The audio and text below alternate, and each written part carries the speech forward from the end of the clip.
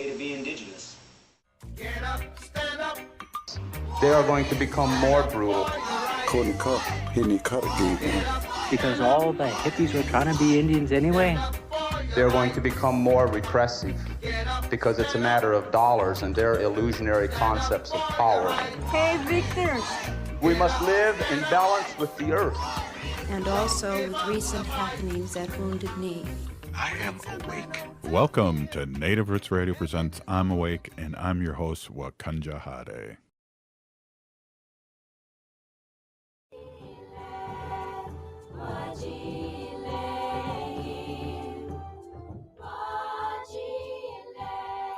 Hey, Kadagi to all my friends and relatives in four directions. You are listening to Native Roots Radio presents I'm Awake, and I'm your host, Robert Pilot. We discuss local, national, and Native news and events. And as you know, Haley, Native issues are human issues, and human issues are Native issues.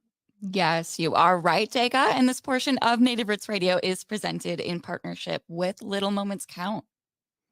You know, Little Moments Count is a statewide collaborative focusing on helping parents and caregivers learn about the importance of brain development in the first 3 years of life. And we have a guest here, Haley, Jannan Cotto, and we're really excited to talk to Jannan. Let me just give you a quick synopsis of who Jannan is. Jannan Cotto is a child care systems coordinator for First Children's Finance. First Children's Finance is a national nonprofit organization that provides loans and business development assistance to child care business serving low and moderate income families. And wow, welcome to Native Roots Radio. Thank you for having me.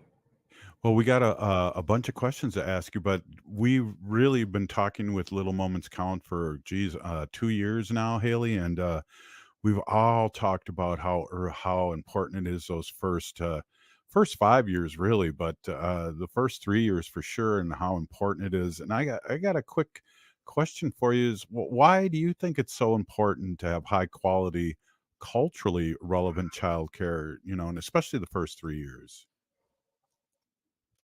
Well, as we know, the first 3 years are critical to brain development. And so children need high quality care as a foundation for their success later in life and in school.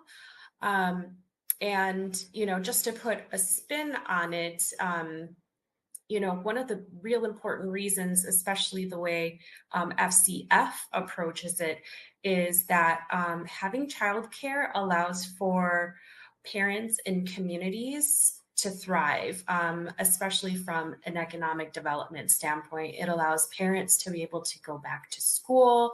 It allows families to plan and grow their families, and it contributes to employers being able to have productive and happy employees that they retain, and overall is just good for communities and good for the economy.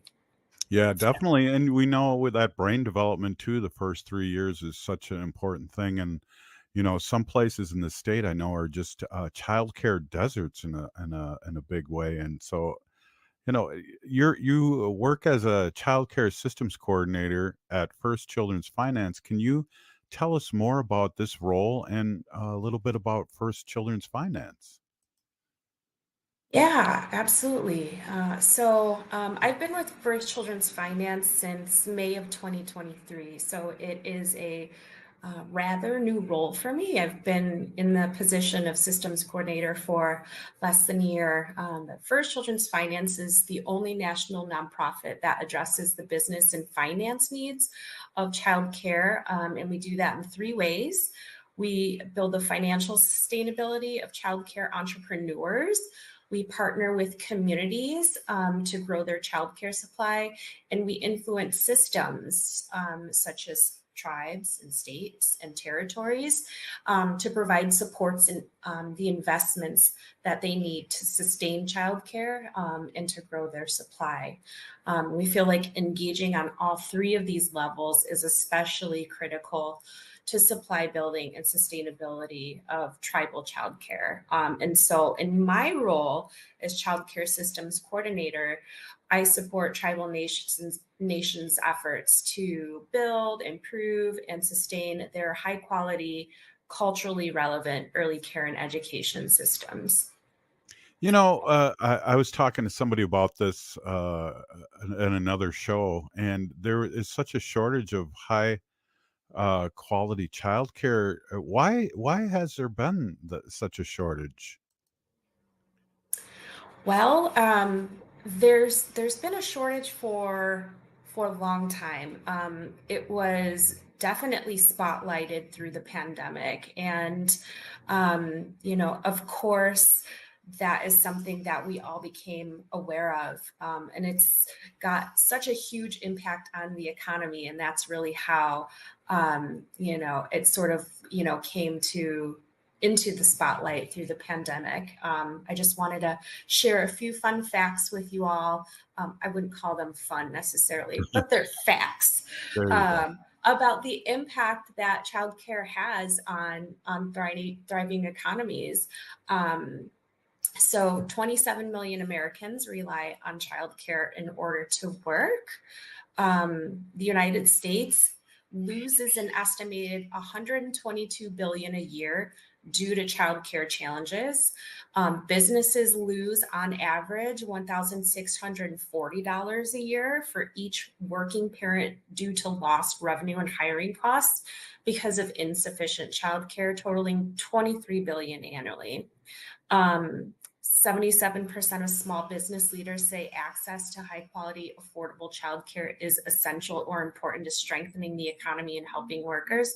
So, just a few facts there that really highlights how important childcare is to our communities and our economy. And one of the reasons, the big reasons, is because of the way that childcare is financed currently. So a lot of times there is sort of a decision that has to be made to either charge parents the actual cost of care so that business owners or program owners can pay their workers a living wage and retain them and keep their classrooms staffed and have as many classrooms open as possible and pay their bills and pay their insurance and do all the things and meet their actual costs. Or on the other hand, the decision is to pay less than a living wage, have a hard time attracting people into the field because the pay isn't appealing, have a hard time keeping workers because they can't afford to live on the wage that they have, and then consequently lose their staff, not have enough staff to staff their classrooms, not being able to enroll as many students, as they need to. And so it's really just kind of a cyclical issue. Yeah. Has to do with the actual cost of care. It's so much higher than people really realize. Yeah, it does. And why do you think, and why does your organization think that being culturally relevant for our young ones is so important? Well, I can talk about that from my personal perspective. Mhm.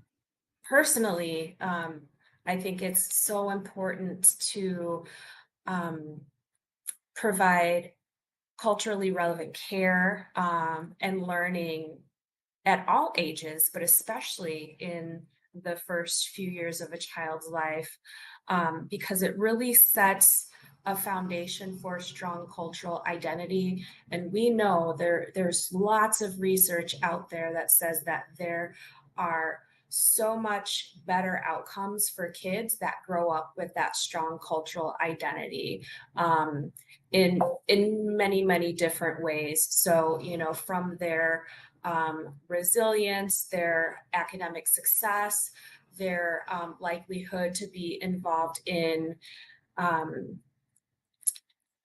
any sort of like abusive relationship or addiction. All of those outcomes are so much better when kids are connected to their cultural identity, and it helps us preserve our cultures and our language, which we know are endangered, Yeah. unfortunately. Yeah, definitely. I feel like though when we have a discussion like this, it's on the upswing, and people are more apt to keep culturally relevant things going. So uh, Jannan, I really appreciate your work, and we're gonna take a quick short break. And I'm here with Jannan Cotto, First Children's Finance, and we're talking a little moments count episode here. We'll be right back after this short break. Stay with us.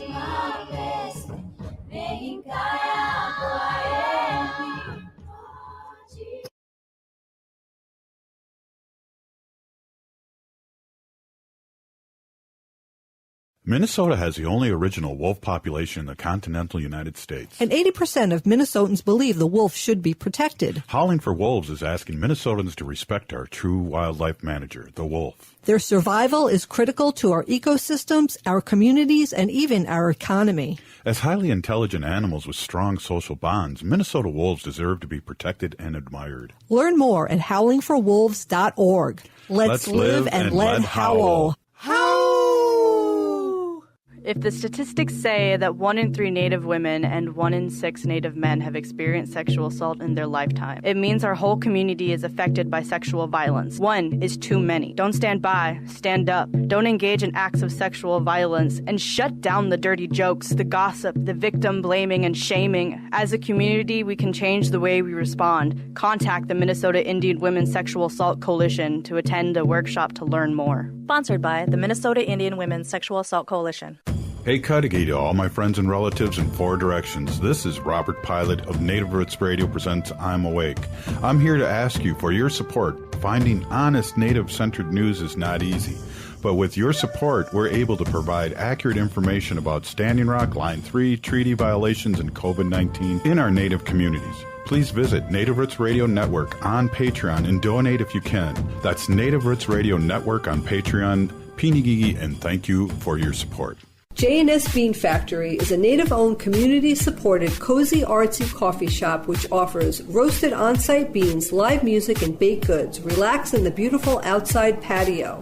City Pages writes, voted top 10 coffee shops. Tucked into a quiet corner of St. Paul's Highland Park neighborhood, this coffee shop roasts beans on-site from the best coffee-growing countries in the world. Located at 1518 Randolph Avenue, St. Paul. The good stuff.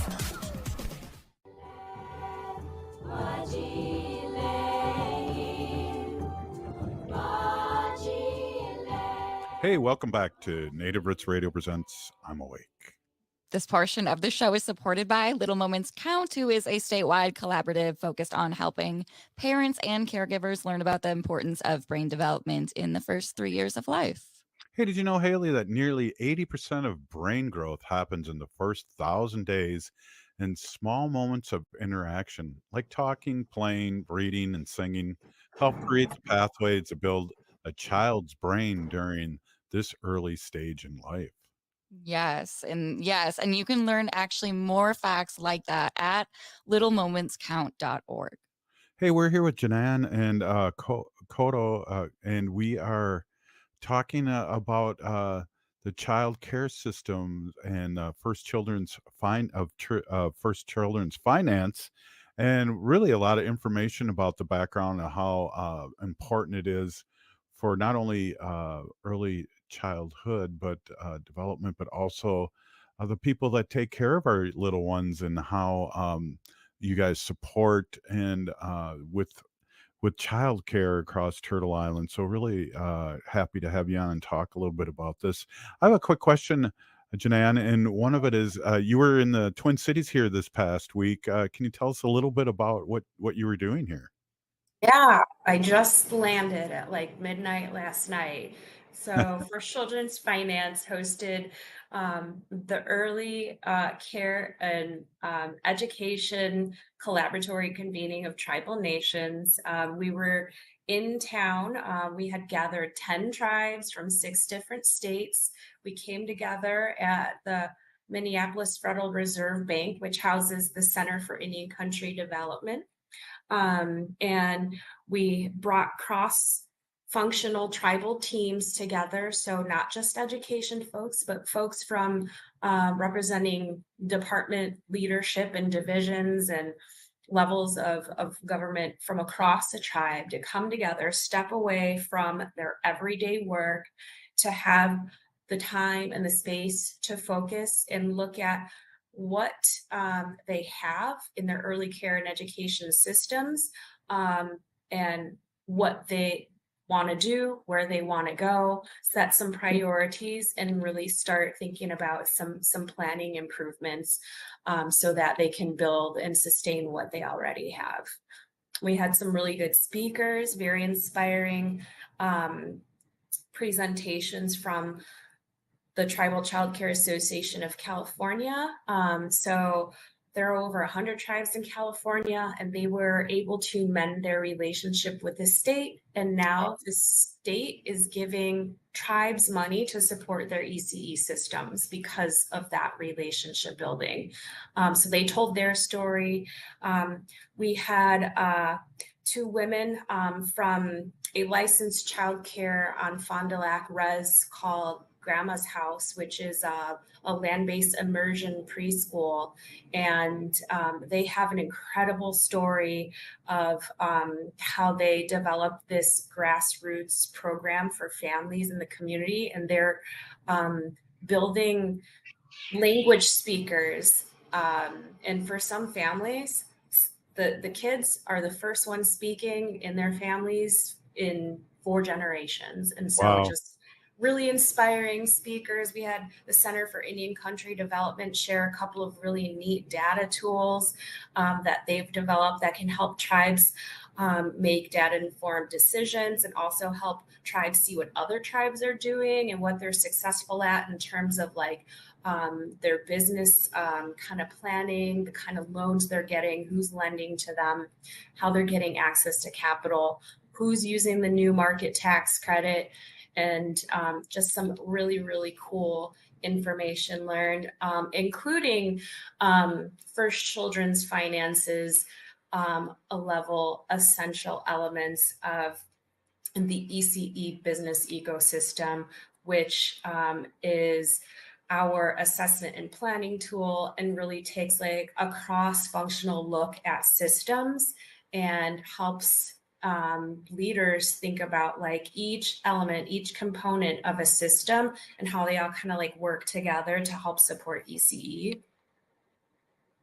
Wow, I was just talking with the mic muted, but that's amazing. So your job basically as a systems coordinator is to help tribes and businesses to maneuver through these financing and opportunities. Is that correct? Yeah, that is correct. Financing and kind of like overall operations as well. So we help tribes see how things like helping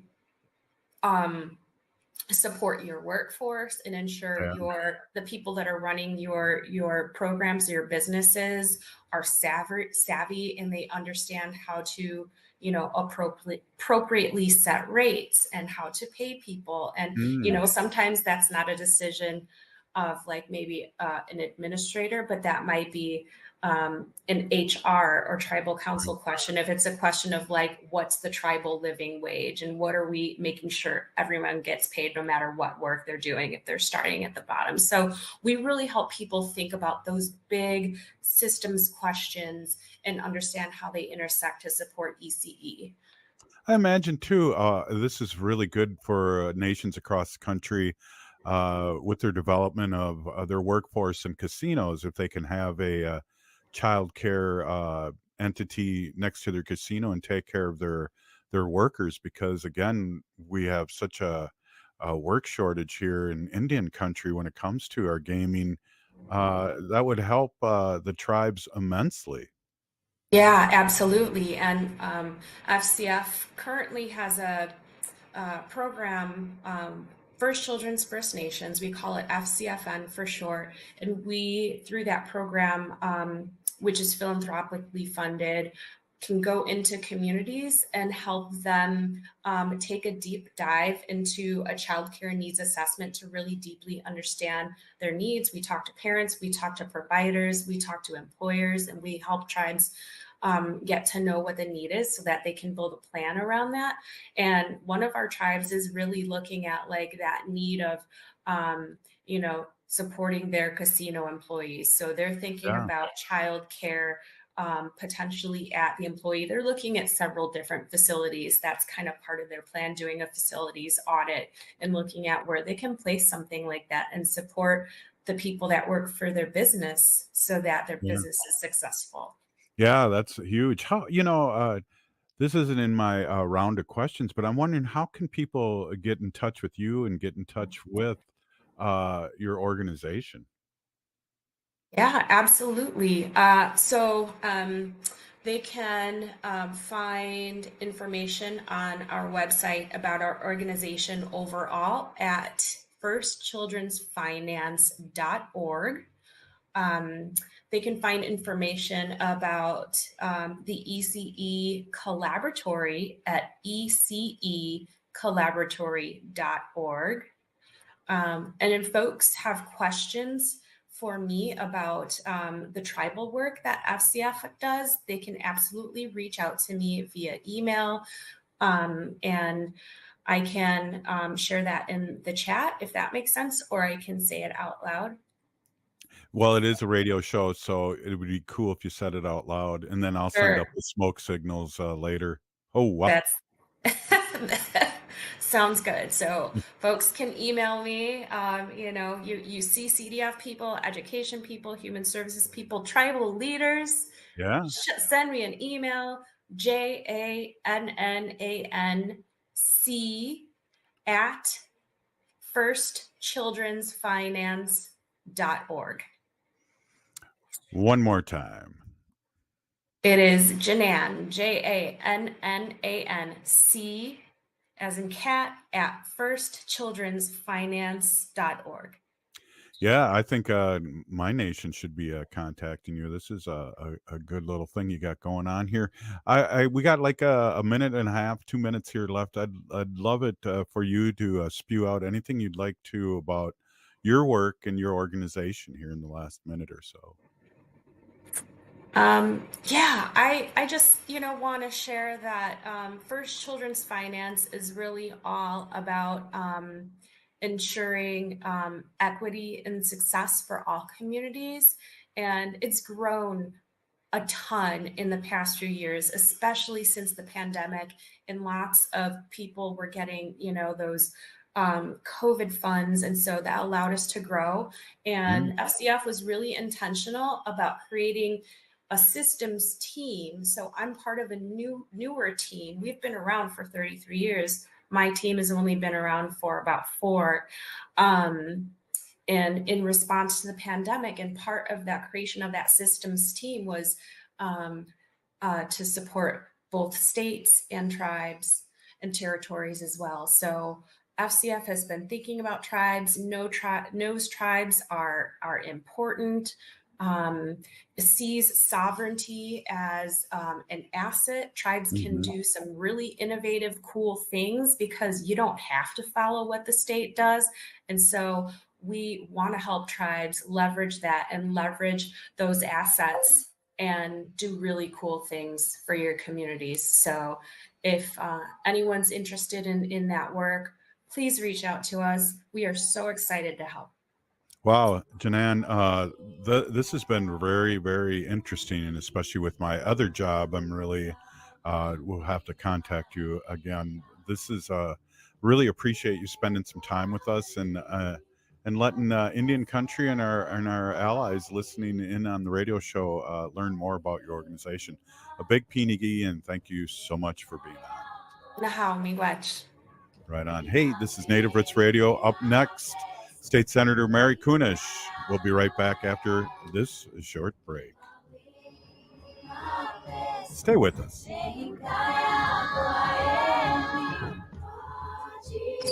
Signing up for $1 bus and train rides with the Transit Assistance Program, or TAP, is quick and easy. Do it straight from your computer or phone by uploading one of the pre-approved documents listed at metrotransit.org/TAP, along with a copy of your ID. We'll mail you a go-to card with a full year of discounted rides. For questions or translation help, call 612-373-3333. 612-373-3333. Life can be hard. Sometimes it feels like there's no answers, like there's no way out.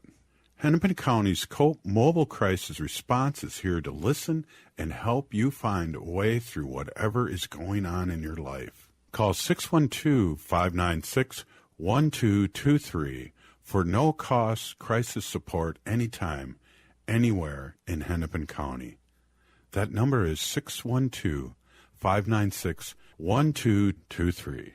All My Relations Arts presents Okizi. Okizi means to heal, and the exhibition highlights the healing power of cultural revitalization for Native communities. Okizi showcases prints, mixed media, textiles, beadwork, digital collage, and glass sculptures by Native American and Sami artists. It explores Indigenous communities' active healing efforts through language revitalization, land back movements, and embracing traditional knowledge. Visit All My Relations Arts to experience Okizi through April 13th. More information at allmyrelationsarts.org. The city of Minneapolis is now on Native Roots Radio with Minneapolis AIR. AIR stands for American Indian Relations. Guest host Christine McDonald talks to people about important things affecting the city's Native communities. Minneapolis AIR dives into topics like public safety, public health, elections, and so much more. Tune in to Minneapolis AIR on Native Roots Radio from 5 to 6 p.m. on the second Wednesday of every month, right here on AM 950.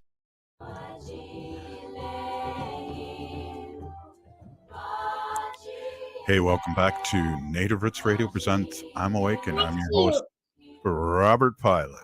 This portion of this show is supported by the Minnesota Indian Women's Sexual Assault Coalition. Hey, it's Friday, and we're here with probably the greatest babysitter and grandma in the state here. State Senator Mary Kunesh is here with their little grandbaby, and we're about to talk to State Senator. Welcome. Hamatakiape, everybody. Good to see you. I have little Miss Sylvia here, front and center right now. We'll see how long that lasts. Right on. And I think you're. Oh, I think you see the other one playing. She's jealous. Fire. Yes. You need a bigger lap. She's jealous. She's a firefighter. She was making faces at me earlier, and now she's she wants hiding her face in the firefighter cap. So you never know with that one. That's right. That's the wild one, right? Yeah, they're both pretty. They're both pretty interesting girls. Yeah, definitely. Hey, before we get going too much, Biden for the score last night, huh?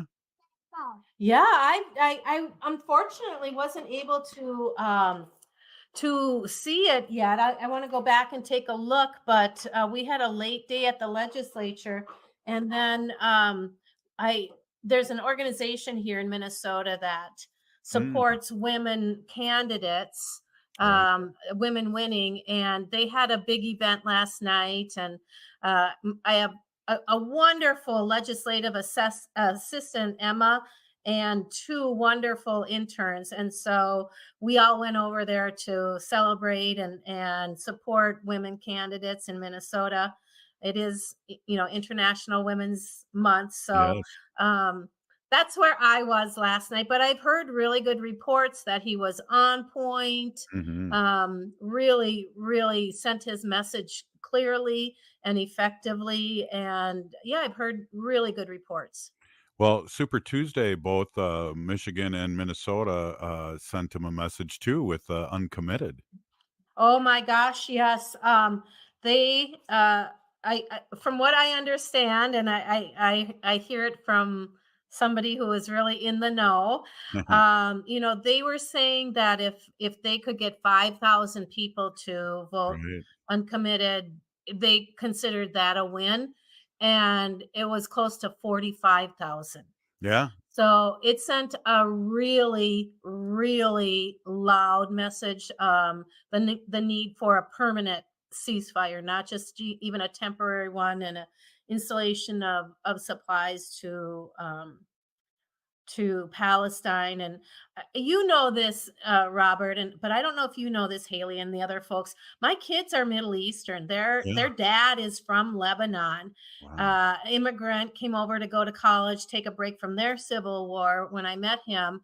And so they have been seeped in the Middle East and the constant issues that go on in the Middle East. My daughter studied over in Amman, Jordan, and my son and my daughter were in Beirut one summer when Israel and Hezbollah got at it, and they were bombing Beirut, and my kids had to Wow. be evacuated by the Navy. I mean, really and truly.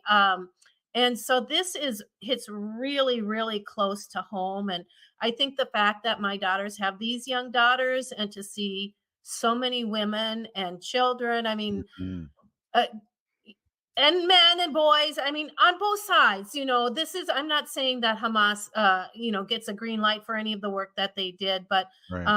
enough is enough. And we have to use whatever leverage we have here in the United States to stop this whole situation going on over there. So if I'm not mistaken, I believe that the uncommitted delegate, uh, they earned 11 delegates here in Minnesota. Wow. Yeah, and in Michigan they got one, and they Mhm. thought that was incredible. But here in Minnesota, there's 11 delegates to go on. Yeah, Minnesotans don't mess around when it comes to progressive things and what's right and what's wrong. And we know too, not only your family, but your other side of your family too is like we know this genocide game, and Yep, we're watching it here on national TV every yep, night. yep. It's so true that, I mean, the common historic trauma that Hmm. I hope it doesn't affect my kids, like permanently. They're adults, and they're dealing with it as best they can, but Mm, there's Israeli troops lined up at the Lebanese border, ready to go in. They geez. just recently bombed a building in the Bekaa Valley, that they said was storing food for Hamas. So they still have family over there, and it's very concerning, and it's very personal to them, Mm, as well. But yeah. um, Wow. who it's such a weird time in this world of ours. I'm just not understanding what is going on. Yeah, I know. The And inhumanity is horrible. right, and it's being amplified and, celebrated by, some that we never thought we'd live through this again. You and I are roughly the same age, and we went through Vietnam as youngsters, Yep. and all these other fake wars, and, they learned so much from Vietnam that they didn't, televise it because that was a thing when I was little. We'd see it on the news every night, and that, just wore us down, to protest that war and get us out of Vietnam. And then you would think that would be the end of wars, but we've had all these little fake wars and real wars, and 20 some year war, that this country has been around so long. And I think only a small amount of years, I should say, out of the 270, 80 years that this country's been around, that it hasn't been in war. Yeah. It's it's just really disconcerting, and we think of the money that is spent on war, Ugh. and if we could put that money towards good, Yeah. imagine what this world would look like if we could take that, and use it for good, for feeding people, Right. housing people, um, the environment, all of Right. those things.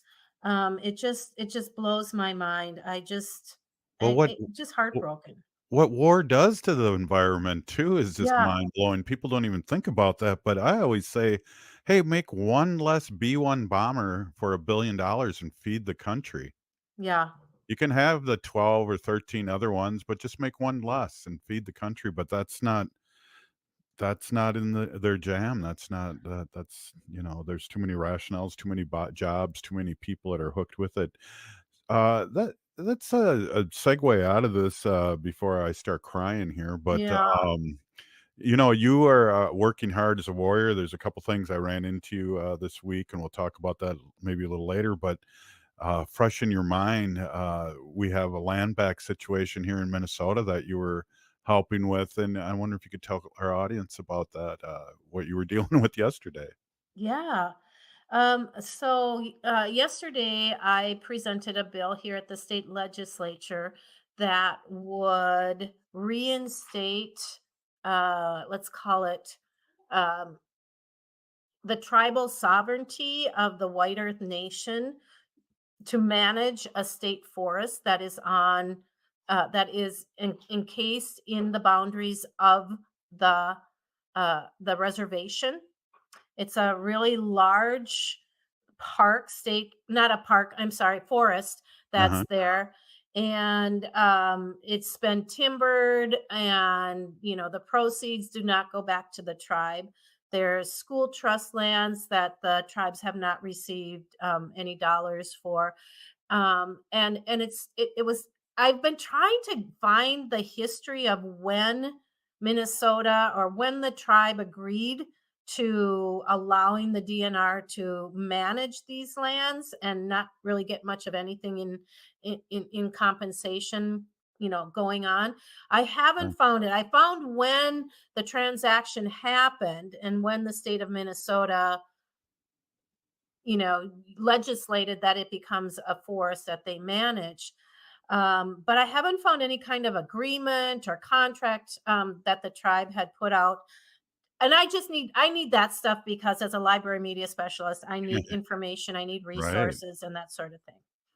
So I had a bill yesterday that I presented. It's Senate File 3480, and it's the land transfer back to the White Earth of the forest so that they can manage it. And we immediately got a lot of pushback on that, as you can imagine. Yeah. And a lot of misinformation, of course, went out immediately, that the tribe was going to close the borders. It was going to be a closed reservation. Mm. There are private citizens that own homes and own land on the reservation, which is a whole nother thing. Right. There again, there's timber that are being actively cut and Mm. replanted and that sort of thing. So there's a lot of companies that are involved in there. There's many lake home in there.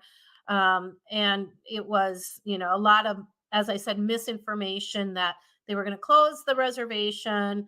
They were going to close the roads. So anybody that lived, was non-native, couldn't leave their house or Right. be on the roads, that they were going to take the land, that they wouldn't allow folks to hunt and fish. And there's some ATV and routes Trails. through there as well. And Mhm. that's the tribe has assured me that they have no intention of doing that. Right. And what the bill really does is it gives 5 years for this transaction to happen. Mhm. um, and it creates a task force that would be appointed by the commissioner of the DNR in consultation with the tribe. And they will make authorizations for recommendations of policy change and appropriations to facilitate that land transfer. And so when folks we're getting really worked up about that, especially commissioners and that sort of thing, I said, you have 5 years to build those relationships. You Yeah. have 5 years to create the agreement. It's not going to happen tomorrow. It's not going to happen in a year. There's 5 years of working together to get this done. And I'm hopeful, but I know it will be a hard task to do. Well, again, Peony Gigi for your work and supporting the tribes and starting the process. So I guess that's a big deal just to start the process. Yeah. Yep, it It is. really is. So Yep. hey, we're here with State Senator Mary Kunesh, and up next, Senator Mary Kunesh, and we'll be right back after this short break. Stay with us.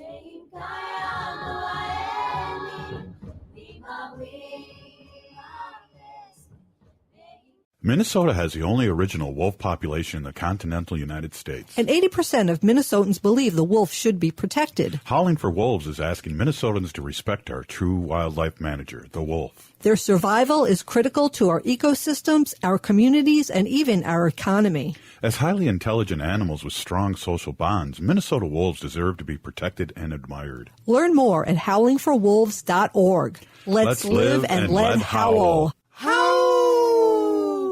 Life can be hectic. Sometimes the pressure can feel like too much, and the emotions can be overwhelming.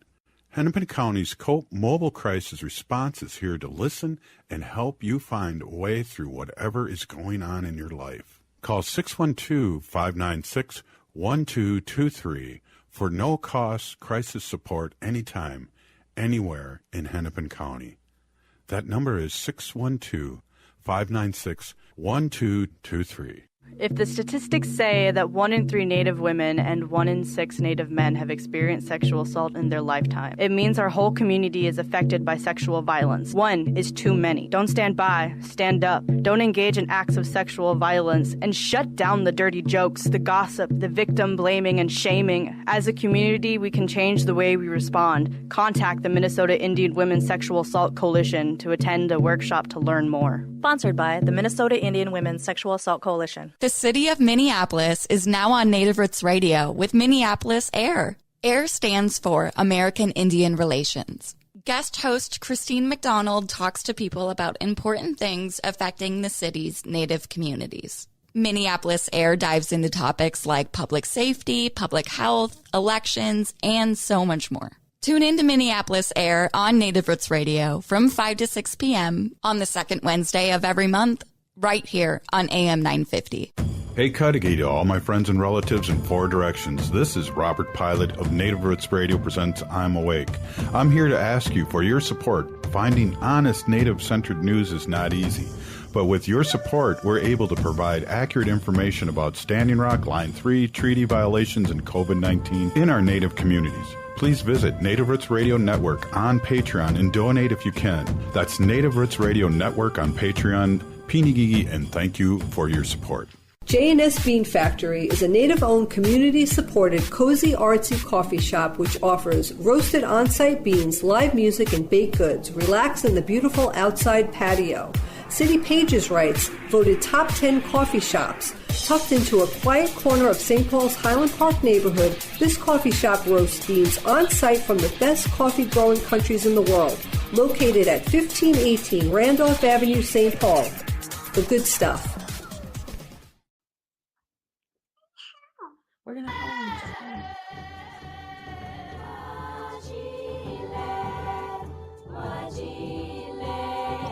Hey, welcome back to Native Roots Radio presents I'm Awake. This portion of the show is supported by Howling for Wolves, protecting wolves for future generations. Oh. Can you howl? Howl, Sylvie. Howl. Howl. Howl. They got stage They just fright. were intrigued by the picture of the owl, of the wolf. Yeah, yeah. I heard one of them howl a little bit, right? Yeah. They're actually really good howlers, but Howl. I think Little they wolf got a little puppies. distracted. Yeah. Yeah. Awesome. Hey, we're here with that's right, we're doing a radio show. We're here with State Senator Mary Kunesh, and we're just checking in like we do every week. A great land back operation you're going on and getting that first ball rolling. I think that's very important. Also, earlier this week, I know you were presenting a bill about smudging. You want to talk a little bit about that? Yeah. We had a bill from last year that didn't quite get through the legislature. We had a crazy legislature last year, so it didn't get through. But this bill that we heard would allow schools to allow smudging in the schools for our Native students. And, you know, there's lots of programs in schools right now. No, your mom's not here yet. That have really intense Native Native population in their schools, And those schools that have already allowed it have shown really great difference when kids smudge, and not just Native kids, but other Hmm. kids, because it centers them, it brings them back to kind of Right. like their values. Okay, just a minute.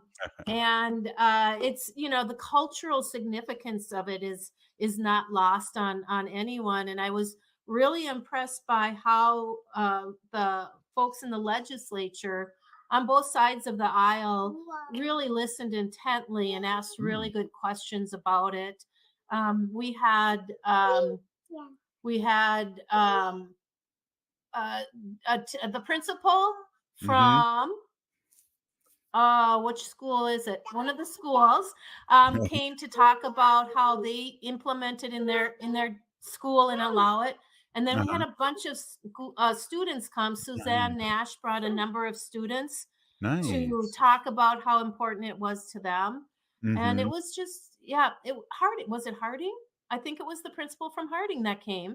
Oh, And it was just a really, really good kind of introduction and education. And I feel like that's what we do a lot at the legislature, is educate folks on right. these really unique issues. And Hmm. so it passed on to the next. It has to go to state government finance because there are some safety, you know, issues, fire or smoke or whatever. Right. But I think we're going to be okay on this one.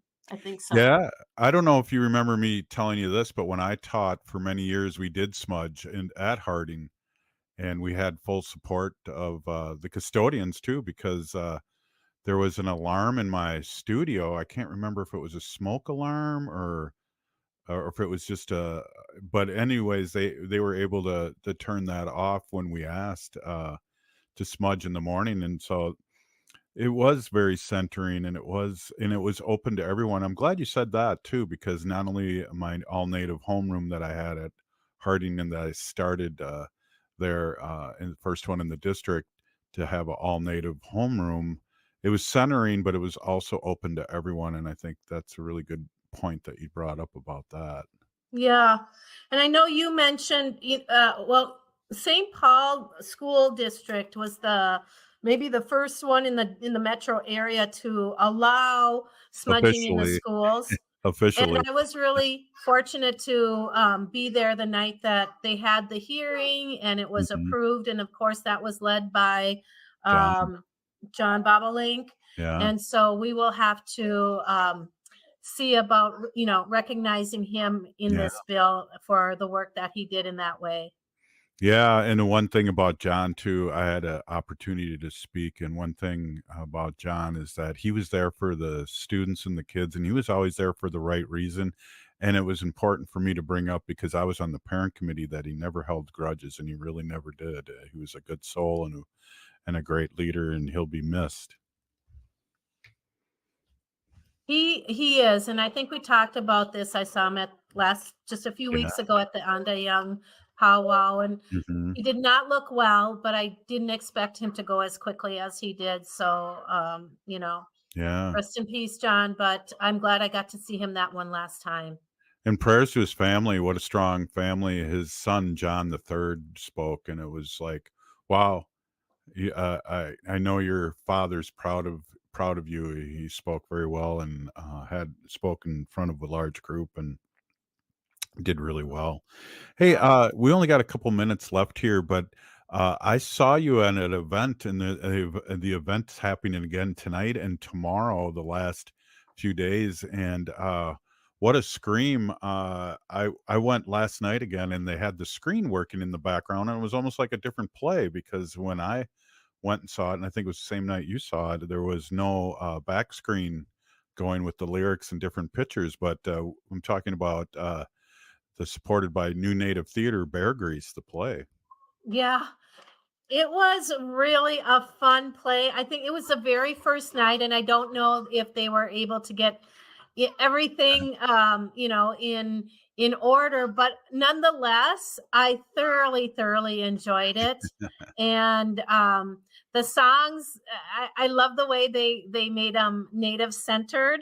Yeah. and the dance, some of the props that they used were so Right. unique, and yeah, it was just really fun. My sister lives up in Fargo, and Yeah. she saw it up there, and she said, Oh. "You should try to bring it down to the Twin Cities and sponsor it and do all that stuff." And I was like, "Oh, I don't have time to do that." So when we saw that it was coming to the Twin Cities, two of my sisters and one of my sister's family went. We went and just really enjoyed ourselves. I can't believe, and I was talking to Wendy about this. I can't believe because the original play or the original musical came out in 1978 with John Travolta and Olivia Newton-John as the leads. And that must not have been my jam. I must have been too cool or something because she saw it like 20 times, she told me. And I'm like, that sounds like the story of everyone. Dr. Stately saw it a million times and then he made his kids watch it. But it was a classic and a classic bend of that story.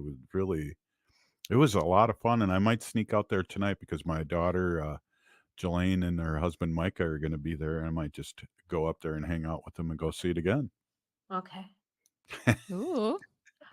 Yeah, you're making up for lost time from the original one that came out. There you go. Exactly. Good one. Yeah. Yeah. Well, what else? We got like 2 more minutes here. What else would you like people to know, especially with your work up at the Capitol and come Yeah. visit you and all those things that I haven't been able to get up to the Capitol, and I'm usually up there a lot. Yeah. Well, the folks that don't want the new flag to come had a Oh, rally, all and I 10 think of we them. yes. That was too bad for them, but it just showed that either people just didn't think it was worth their time to come out or they're just not supporting it. And I'm hearing more and more people excited about the flag and about the change that will happen by the middle of May. And still really proud of the work that we did Yeah. and the process that we went through, and the fact that we won't have a racist symbolism on our flag anymore. There is Mhm. that. There is Yeah. that. Definitely, Yeah. and I love the flag and great job, State Senator, for leading the charge on that. And Thank you. yeah, 10 protesters. They even had a camera out there to show it. But again, Peony Gigi, for all your work, and thank you so much for sharing your time and your grandchildren's time with us here on Native Roots Radio. Really appreciate it. You bet. Wopalatonka, everybody. Take care. Hey, that was State Senator Mary Kunesh. We're still here. We are the seventh generation. And free Leonard Peltier.